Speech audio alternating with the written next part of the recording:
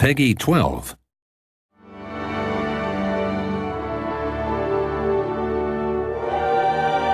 Welcome to the Spain and Inca Civilization DLC pack for Sid Meier's Civilization 5. In this walkthrough, we'll show you two of the new civilizations in this expansion and give you a sneak peek at a new scenario, Conquest of the New World. Dios bendiga a aquellos que lo merezcan. Soy Isabel de Meet España. Queen Isabella. She's back in Civilization 5 to lead the Spanish civilization. Each civilization in Sid Meier's Civilization 5 has a unique ability, and Spain's power is called 7 Cities of Gold. Spain gets a gold bonus for discovering a natural wonder, and this bonus is enhanced if Spain is the first civilization to find it. If you can bring the wonder into the borders of your empire, the bonus for these wonders are doubled. A good effective playstyle with Spain is to explore the world as soon and as broadly as possible, looking for new lands to settle in the remote corners and finding as many natural wonders as you can. You want to send ships and scouts out over the horizon as quickly as possible. Here we've got a game underway and we can show you some of the power of the Spanish Empire. Spain has two unique military units. The first is the Tercio, which replaces the musketman. The Tercio has a higher combat strength and gets a substantial bonus against mounted forces. But it's also more expensive to build, so don't plan to overwhelm your enemies with numbers. The Conquistador is Spain's replacement for the Knight. This unit is a strong scout for exploring new lands, and like all other mounted units, it has excellent speed.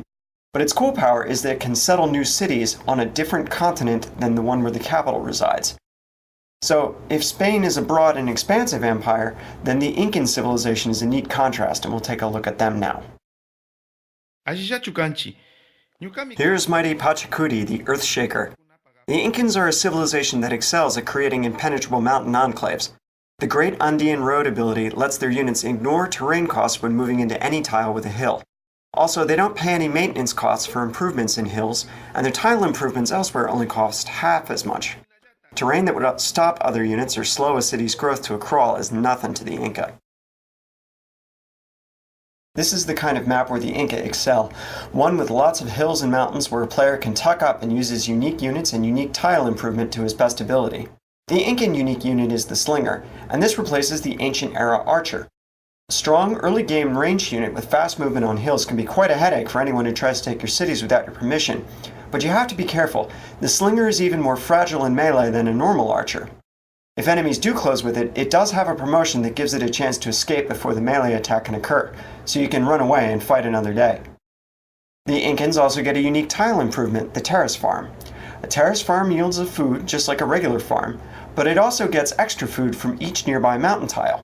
This means your farms built near mountains can be almost as productive as farms built on the most fertile river valley tiles in the game.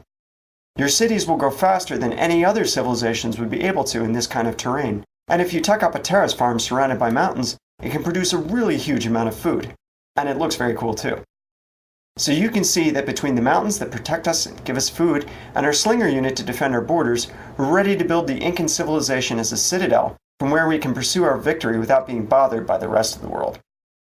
These two civilizations and 4 civs from Civilization 5 come together in a special scenario with this DLC called Conquest of the New World. You'll be able to play as either a European or native power. The object of the scenario is to be the first civilization to score victory points by finding treasure and bringing it back to your capital. You'll be able to create treasure from razing the cities of your enemies, or finding the legendary wonders of El Dorado and Potosi. Be careful though, scurvy will plague your ships until you build a navigational school, and once the piracy technology is discovered, then war is almost a certainty between the European powers. Native players will have to hold off against the onslaught of foreign invaders and the machinations of the other native civilizations too. And while all this goes on, time is ticking. You've only got 100 turns to win the scenario. Thanks for taking a look at the Spain and Inca DLC walkthrough for Sid Meier's Civilization 5. Good luck leading these civilizations on an epic journey to stand the test of time.